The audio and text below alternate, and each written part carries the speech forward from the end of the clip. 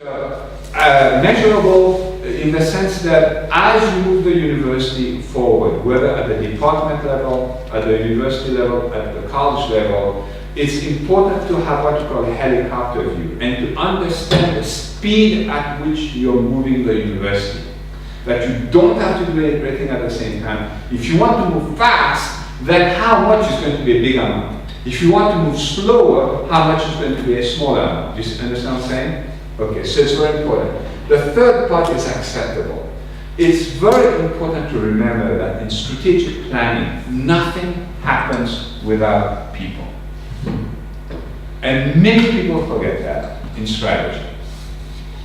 It's what I said yesterday, what Jack Welch said when he at GE. You know, you take the wrong people off the bus, put the right people on the bus, and point the bus in the right direction.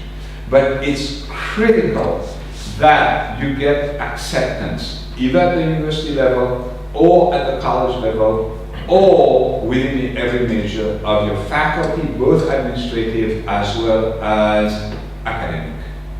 That because we know from Japanese management that when you involve people, and that's why I'm saying that if you want to do this process, it'd be good to put a good strategic planning team together, and I can talk to you about that, how to do that. And also for those people like our General Secretary, you know, as you work with different colleges, is going to be something important for, you know, in the AQ area, quality control area.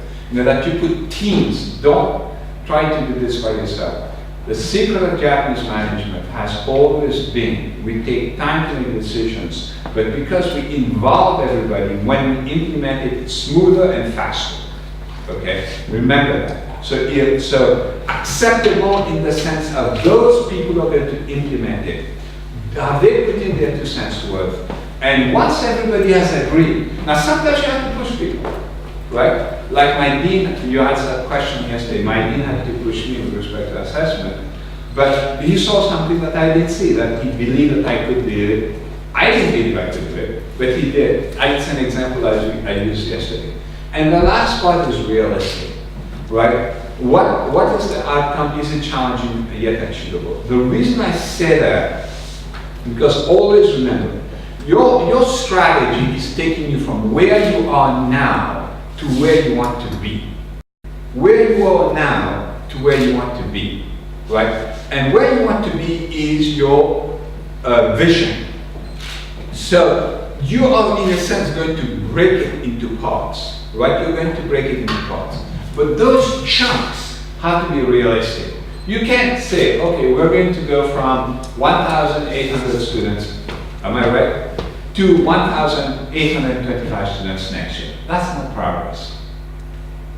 If you were to go, we go from, and my university is the same way. When I went there, it was 12,000 students. Now we're approaching 20,000 students, right? And the president of my university, which is early same position like director, he wants to grow to 33,000, right? But the point is that it has, as you move forward, the objectives have to be to challenge people. There is a piece of research by Edwin Locke that says something very simple. And it's true in our personal life as well as it's true in your business, as well as it's true in universities. And if you don't remember anything about what I teach you today, remember this. Because the research, the empirical research behind this is extremely powerful. It is very robust, across countries, many industries, for-profit, not-for-profit, including education. It says very simply this. It says, if you set challenging but realistic goals or objectives for yourself, you will always do better than if you set easy goals or objectives for yourself. Very simple. So if you challenge yourself, but in a realistic way, you will always do better than if you set easy objectives for yourself. Right? Think of yourself when you were at the university. If you go into a class, you go, I got a C. You go to Dr. Senat's class and you go, I got a C. Then you meet one of his finals, and now you have a D minus. All right? Whereas if you studied at an A level, maybe you wrote a tough final, yeah, now you have an A minus. Right? A minus is rather better than an F. There's a lot of research to support that. It's true at your university too. Don't just take a status quo plus a minus step. Push yourself by the grace of Allah. So we'll come back to that. I just wanted you to see that. So we'll come back to that in a minute. So going from there, now what I want to talk about, we've talked about a lot of things. What I want to talk about is I'm skipping to this slide, the one right before that, which is strategy implementation. Now, we've talked about strategic planning in detail. I know, I'm sorry, it's just, we covered this whole thing in the past 2 days, so I'm not going to go over strategic planning again. This is Transparency 68. So today I'm going to focus primarily on implementation. Now, the book that I wrote on the board for all of you to read, and this is really important. If you are, especially at the high level in the university, or a dean or a department head, this is a very good book for you to read. All my MBA students have to read it. It's the best book on implementation. And this book is called Execution. I wrote it before, but I'm writing it again. Execution, the discipline to get things done.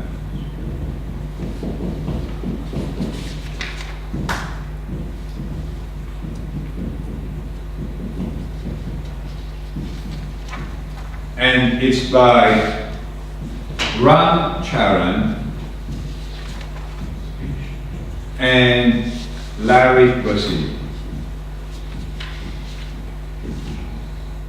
And these guys, this book is the best book. And I read a ton of books every year. And it's the best book in strategy, as well as leadership, for implementing a strategic plan. It'll show you what kind of questions to ask.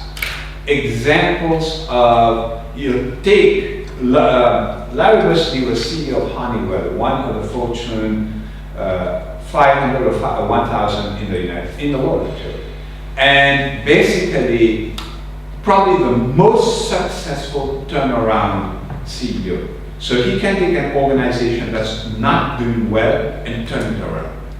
And he'll show you how to do it. And Ram Charan is one of the top strategists in the world. So if you want to know how to implement strategy, read that book. It's not difficult, it's not theoretical, it's easy and it's practical. Okay? So, when we talk about strategy implementation, the point that I made before is there are three macro level variables: structure, culture, and leadership. Organizational structure, organizational culture, organizational leadership. Last week I spent the whole week almost talking about leadership. You can also look at my other book on leadership from an Islamic perspective. And I talk about that a lot. I also published a lot so you can look at journals like Journal of Management Studies, published by Yale and EMBS, and you will see that paper. So the basic idea here is you have to build an organization that is capable. At the end of the day, you're trying to enhance the organization's capacity. And when you build an organization's capacity, you're working with the resources that you have. And if you don't have resources, then you have to go and find them. You have to go and build it. Now, Bosnia and Herzegovina is in a stage of resource and capacity building, just as Turkey is to some degree, right, in some areas. So, inshallah, I mean, I see tremendous promise in your country. I really do. I think by the grace of Allah, this university has what it takes to become one of the best universities. Certainly in the Balkans and eventually maybe in the world. Okay? It'll take time, it'll take effort, right? But you have to work at it, right? So building an organization capable of carrying out your strategy successfully. crafting a strategy-supportive culture. Strategy and culture work hand in hand, right? Strategy and culture. You may decide you want to be innovative, but if the people in your organization are 9 to 5 people who only do this and don't want to take risks, then you're not going to get anywhere.